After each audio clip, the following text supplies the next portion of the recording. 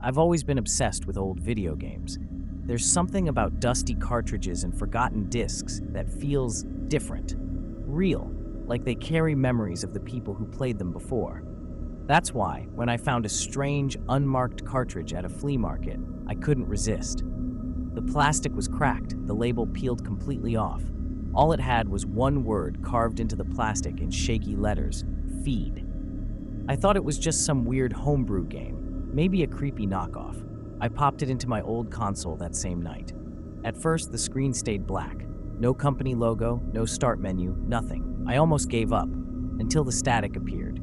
Not the usual kind, but thick, almost wet. The sound was sharp, cutting, like it was directly inside my ears. And then, in jagged red letters, the words appeared. Press start to play. I laughed nervously. Okay, edgy, I muttered to myself, grabbing the controller. But when I pressed start, my stomach dropped. The first thing I saw on the screen wasn't some pixelated character or dungeon. It was a map, a satellite view, of my town. I thought it was some crazy coincidence, but then the camera zoomed in, street by street, house by house, until it stopped.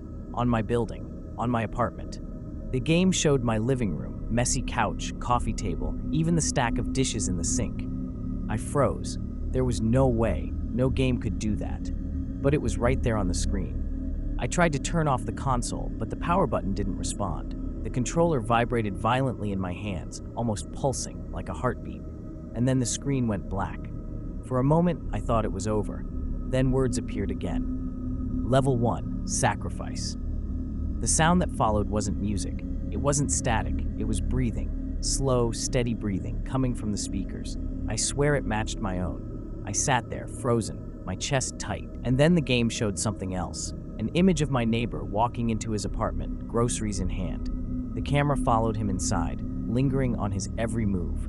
My heart started pounding. I whispered, "What the hell is this?"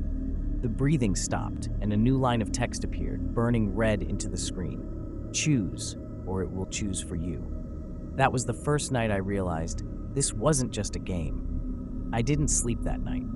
I just sat there, staring at the cartridge, my mind racing. Was it a prank? Some hacker's sick joke? But deep down, I knew it wasn't. The images were too real, too specific. I tried to throw the cartridge away the next morning. I put it in a trash bag, walked it 2 blocks down to a public dumpster, and left it there. I even checked twice, just to make sure it was gone. But when I came home from work, the cartridge was sitting on my coffee table, right in the middle, like it had been waiting. I felt sick. My hands shook as I picked it up. It was cold, so cold it almost burned my skin. And then without me touching the console, the TV flickered on. The game had already started. The static wasn't just sound anymore. It was layered with whispers. I couldn't make out the words, but they crawled under my skin, like they were inside my head. On the screen, the map zoomed in again. Not on my apartment this time, on my sister's house. She was there. On screen, sitting at her kitchen table, scrolling on her phone. The picture was perfect, crystal clear, like a live stream. I staggered backward. No, no, no, no. The text returned, bright red shaking on the screen. Level 2, feed it. My controller vibrated so violently it fell out of my hands. On the screen, a cursor appeared, hovering over my sister. It blinked like a target. I screamed at the TV, slammed the power button, yanked the cord from the wall. The screen stayed on. The console wasn't even plugged in, but the game was still playing. And then the figure appeared, not on the map this time, in the static. A shape, long and crooked, its arms bending like broken branches. Its eyes glowed red, pulsing in rhythm of that horrible breathing. Slowly, it crawled forward through the static, closer to the screen, closer to me. The whispers grew louder.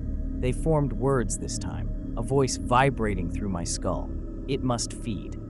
I dropped to my knees, clutching my head. Stop, please, just stop. When I looked up, the screen had changed again. 3 windows appeared side by side. My sister, my neighbor, my boss, all of them alive, all of them unaware. The text pulsed underneath, choose one. I wanted to run. I wanted to smash the TV, to burn the cartridge, to just escape. But my body wouldn't move. The air in the room was heavy, like the static was filling my lungs. The controller buzzed on the floor. The cursor blinked over each face, one by one. My heart hammered in my chest as I realized the truth. The game wasn't asking, it was forcing me. I don't know how long I sat there. minutes, maybe hours. My body was locked in place, every muscle stiff with terror. The screen glowed brighter, and the red words pulsed like a heartbeat. Choose, or it will choose for you. The cursor kept moving on its own, first over my neighbor, then my boss, then my sister. Back and forth, back and forth. Every second that passed, the whispers grew louder, more insistent. Feed it, feed it, feed it. I covered my ears, but the voice was inside my head now. My heart raced.